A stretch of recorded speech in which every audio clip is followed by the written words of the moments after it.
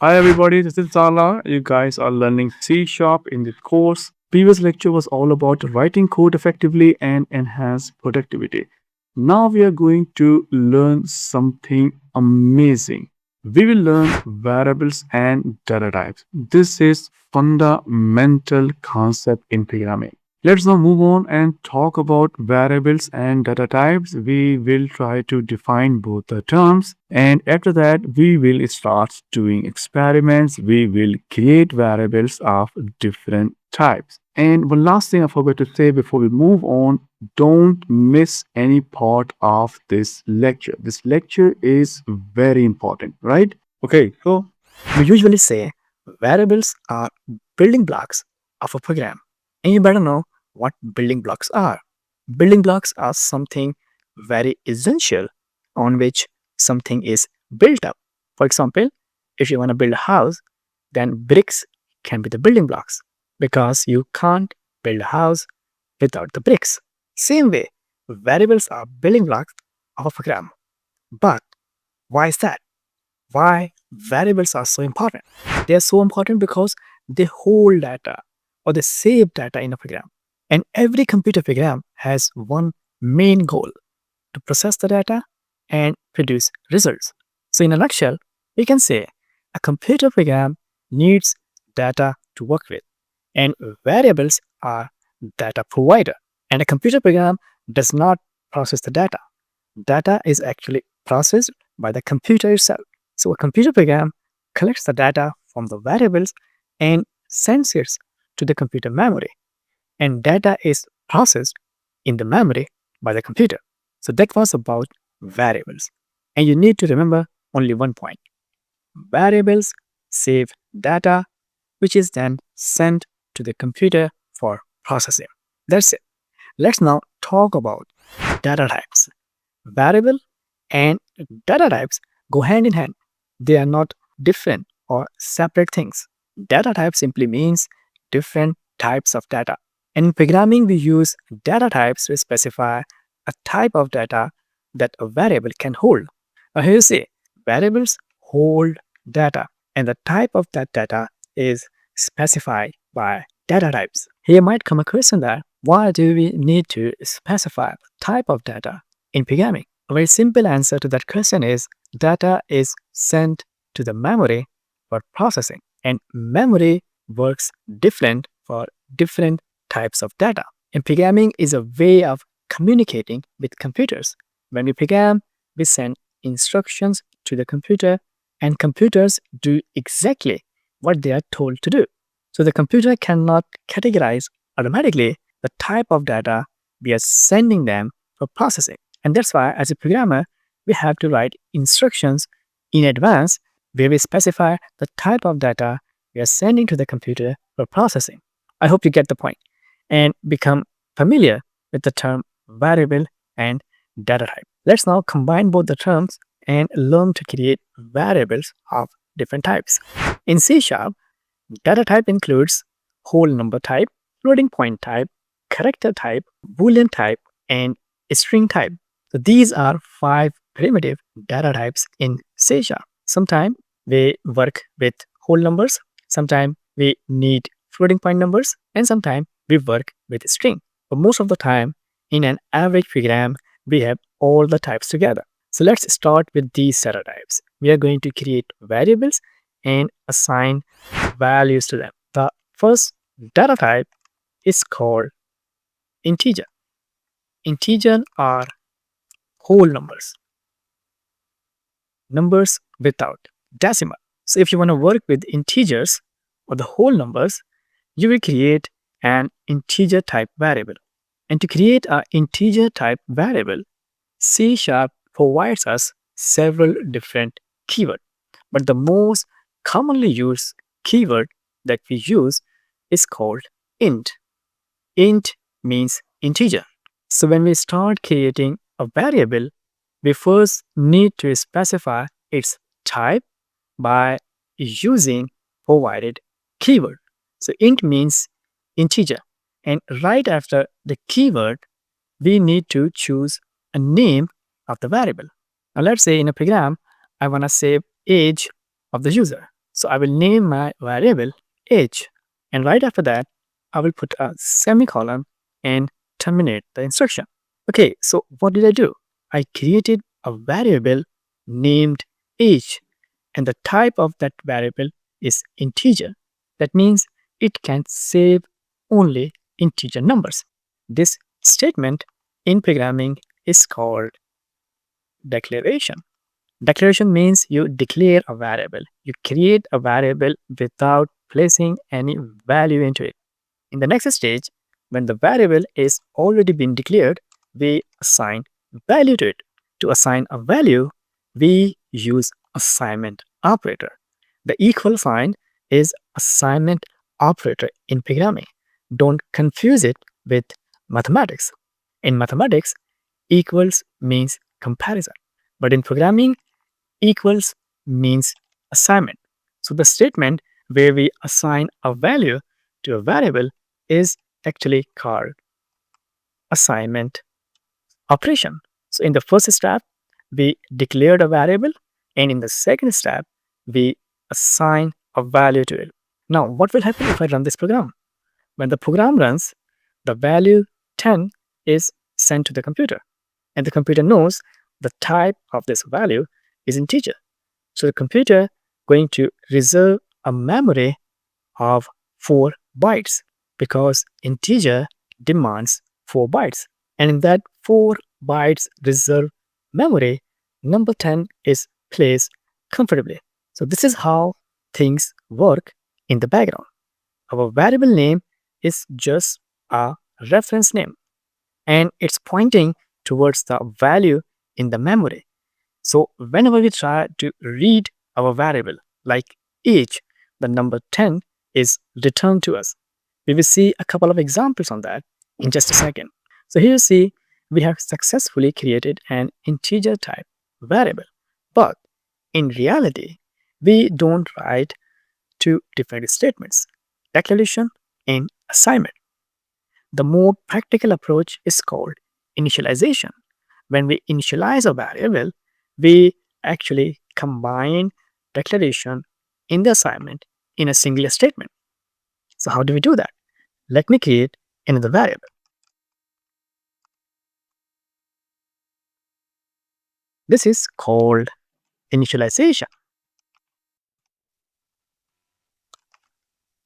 In initialization, we create a variable and assign a value to it at the same time. So this is more practical way to create variables. So my dear listeners, now you know how to create variables of type integer. Let's now see some variations in it. Most of the time we do calculations and solve equations and then save the result in a variable. So in a program, we can write a statement like result 10 plus 90 minus 20 plus 23. So a compiler going to figure out the final result of this calculation and then assign the result to our result variable. And here I want to leave a very important comment. Remember one thing, your variable should always be to the left side of the assignment operator. And the value or the equation or the calculation should always be to the right side of the assignment operator. They cannot swap places with each other. So don't forget that point. Let us see another variation. In this program, we are doing calculation using the constant numbers, right? 10, 90, 20, and 23, they are constant integers. But instead of constant numbers, we can involve other variables in our calculation. So let's create two more variables to use them in a calculation. I call them number 1 and number 2.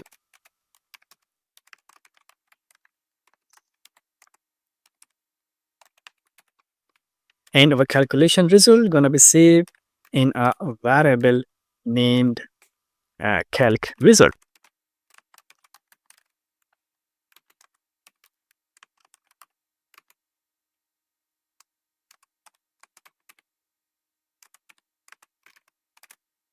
So this calculation is exactly the same to the previous one. The only difference is here we are using only constant values, and here we have two variables involved. Remember what I said earlier? A variable points to its value, and when we try to read a variable, the value is written. And here we are trying to read our variables. We are trying to use our variables. So at the time when our program does the calculation, number 1 is replaced by value 10 and number 2 is replaced by its value 90. So listeners, this is how we work with integer type data in programming. The next data type is floating point type. Floating points are basically decimal numbers. And to create a variable of floating point type, C# provides a keyword double. So we use double for creating floating point variables. And as usual, we first specify the type, and right after the type, we choose a name of the variable and then assign a value to it, like this. So we have created a variable named discount, and the type of this variable is floating point. It can hold or it can save decimal numbers. Floating point variables can be used the same way as we use integers because they are numbers. Let's say if I want to calculate the area of a triangle, so I can write a program using floating point variables. Let's have a look.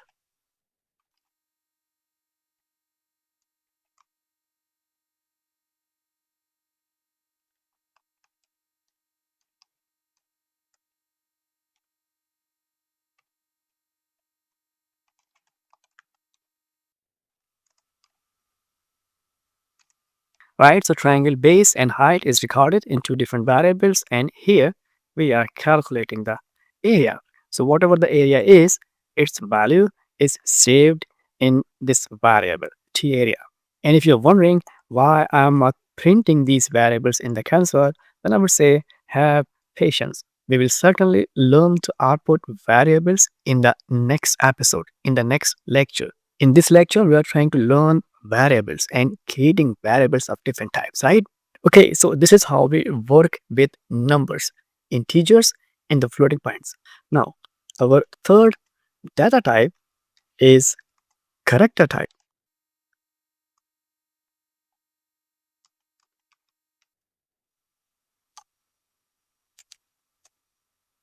A character type variable is used to save only one character, and it is created using the keyword char. And after the keyword, we give our variable a name. Let's say the variable name is sign, and then assign a single character to it. Now here we see the value is different. It's not the same as number, and it's assigned using single quotes. This is actually syntax. A character variable's value must always be inside the single quotes. Another thing that you need to memorize is that a character variable can hold only a single character. That means you can't assign two characters at a time to the variable. Let's say if I put another character, I will get the error. And the error says too many characters in character literal, right? So you are not allowed to put more than one character. And one last thing is that character variable takes up 2 bytes of memory, and every character or symbol that is the part of the Unicode table can be used here as value. For example, a question mark is a character, addition sign is a character, at sign is also a character, and even a space is also a character, right? So that was character type variable. And our fourth variable is very interesting. It's called Boolean type. Boolean means true, false. Boolean is a special variable, and it can only has two values, either true or false. And to create a Boolean variable, we use the reserved word bool. Then the name of the variable,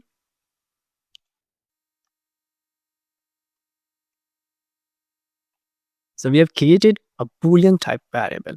The name of the variable is right answer and the value is true. So the Boolean variable, like I said, is the special one and it needs to be programmed, needs to be further investigated because the value true and the false can be the result of any other activity. And in that case, is right answer variable can also have the value false. So how do we get to know if the answer is right or not?